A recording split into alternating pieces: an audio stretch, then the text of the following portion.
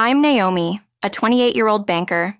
It's been 3 years since I married Tony, the second son of the well-known classic hotel in this area. So you're going to be a hotel manager, people tease me. But the hotel is managed by my in-laws. The eldest son and his wife are the successor owners and the front office managers.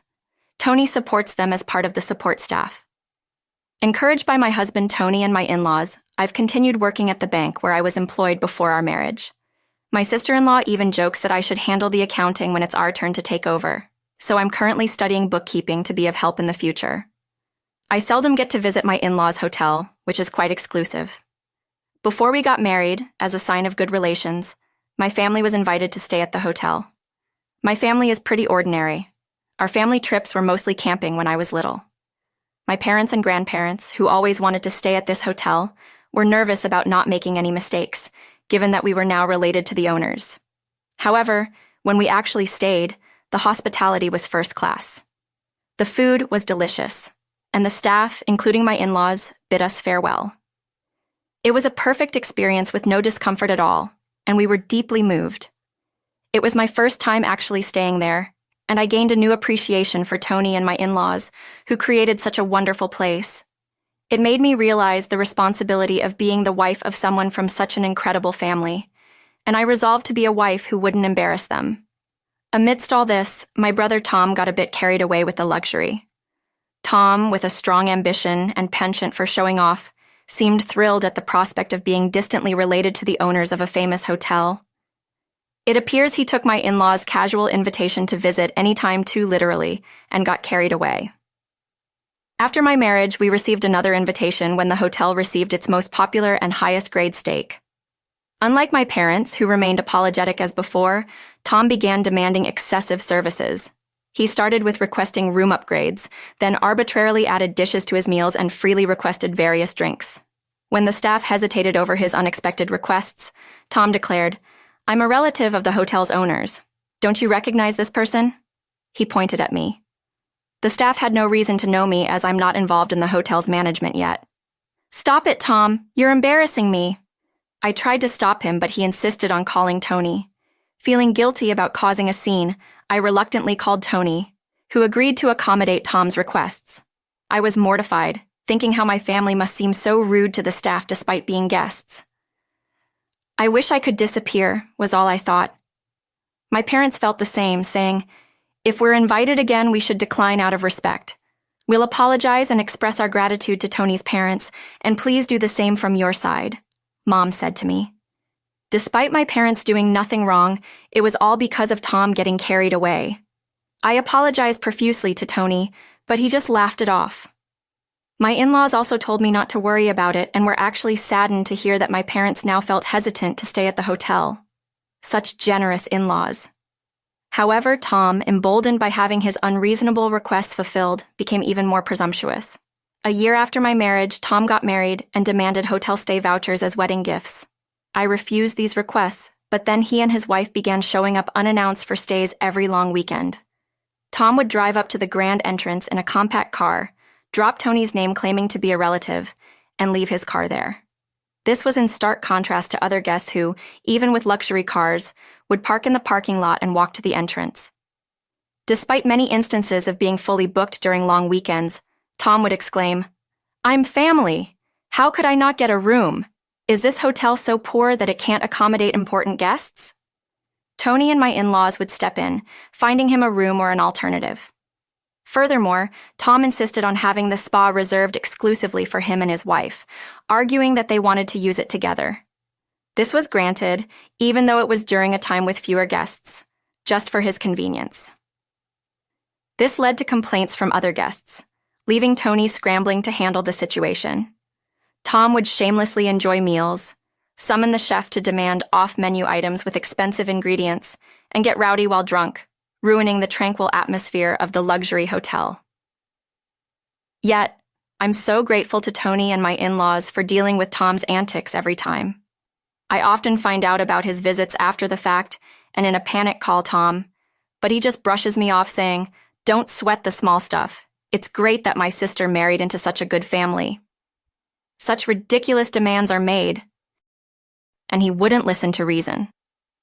Tom and his wife stayed during the busy holiday period and were quite noticeable due to their crude behavior. Despite the cold stares from others, they didn't tone down their actions, leading to negative feedback in surveys and website reviews. Particularly on the website, one bad review seemed to lead to more, which adversely affected the hotel's rating. Longtime regular customers started looking at us skeptically, wondering if we were favoring family, and began distancing themselves. Seeing Tony and my father-in-law William struggling with the situation made me feel guilty for not being able to stop Tom. When he calls asking for a reservation, it's easy to say no, but when they show up unannounced, we're stuck. During another holiday, Tom and his wife came again. Despite the lower ratings, it's still a well-known hotel, and during the holidays, it was as busy as ever, fully booked on that day with no vacancies available. We had no choice but to offer Tom and his wife one of the old rooms that we don't usually use. Unsatisfied, Tom shockingly wrote a review on the website, complaining that despite being a regular, he was made to stay in an old, dark, and dirty room that was not usually used. Came here looking forward to a relaxing stay, but the room was dusty and the worst. The service was bad, the food wasn't good either. It's all appearances. The hotel has grown arrogant due to its long-standing prestige, not valuing its customers, he wrote in a scathing review. I was shaking with anger. They had the audacity to show up without a reservation, didn't pay anything, and still had the nerve to complain like this. It was clear from the content of the review that Tom was the author, but we had no concrete evidence to prove it. However, on the night the review was posted, I received a message from Tom saying, "Look at that bad review, so stupid." Faced with the necessity to address this review, William reluctantly replied with an apology, promising to make their next visit exceptional. I was so embarrassed by my brother's behavior that I didn't even want to acknowledge him as my sibling. Let's write a post saying that this person is Tom, the hotel owner's son, and his wife, who arrived without a reservation and didn't pay a cent, staying in a usually unoccupied room. We can get the internet users to criticize him for us, I suggested to Tony and my in-laws. We can't do that, it might lead to you being attacked, my father-in-law objected, seizing on the concern that bad rumors in the hospitality industry could be damaging. Tom took advantage of the situation. He contacted William. "I'll be bringing a very important guest next time, so make sure we're treated grandly," Tom said. "You know what might happen if there are any mishaps, right?" This was accompanied by a threatening tone. It was as if he thought he was a king. When did Tom become such a despicable person? Staying at a hotel beyond his status was the beginning of it all. I regret ever bringing him along, thinking it was just a life experience. Understandably, this time Tony and William were furious. Employee dissatisfaction was reaching a breaking point, and they couldn't deal with Tom anymore. My parents and I apologized for all the trouble caused so far and assured them that he wouldn't be a nuisance anymore. We told them to do whatever was necessary if we couldn't stop Tom. My parents and I reached out to Tom. When we pressed him about his actions, he responded, "I just came because you said I could come anytime. Why are you mad? Offering family services is normal." He refused to listen to our concerns. "Even my mother-in-law and sister-in-law's relatives stay at regular rates," I explained. Tom's obliviousness to his wrongdoing was exasperating. Ignoring our advice, my brother and his wife brought the president of a client company to the hotel, apparently intending to entertain them. Such audacity. The president was accompanied by their spouse and daughter's family. Tom was overjoyed, thinking he could impress the president. He thought the president might like him and thus lead to securing a contract. I was secretly observing as Tony had asked, but felt like grabbing Tom by the collar and throwing him out right then. Tony and William prepared for the day, promptly escorted the president's family to a nice room, and Tom, guided by Tony, then demanded, "Not just for us. Make this stay free for our guests too, okay? This is a business entertainment. If I can impress the president here, my performance at work will improve. You understand, right? I'm counting on you. You know what will happen if anything goes wrong, right?" He even added a veiled threat. The Tom I knew was ambitious but normal. When did he become someone who resorts to threats? I even thought of getting the police involved, but Tony and William reassured, "Naomi, it's not your fault. Don't worry, just act normally." So relying on his assurance, we decided to observe how things would unfold. Then came dinner time. Tom acted as if it was his own hotel. "Our cuisine is exceptional.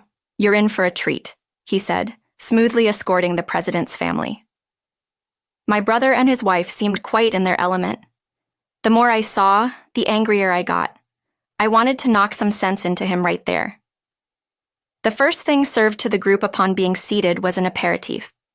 The glasses were beautiful, but the contents were just cheap liquor. They were toasting and enjoying themselves, but Tom seemed oblivious to the bland taste. Meanwhile, the president's family, though puzzled, continued to chat amiably. Then the food arrived, and Tom and his wife panicked. Their table was laden with fast food, instant ramen, snack foods, bottled Coke, and canned beer.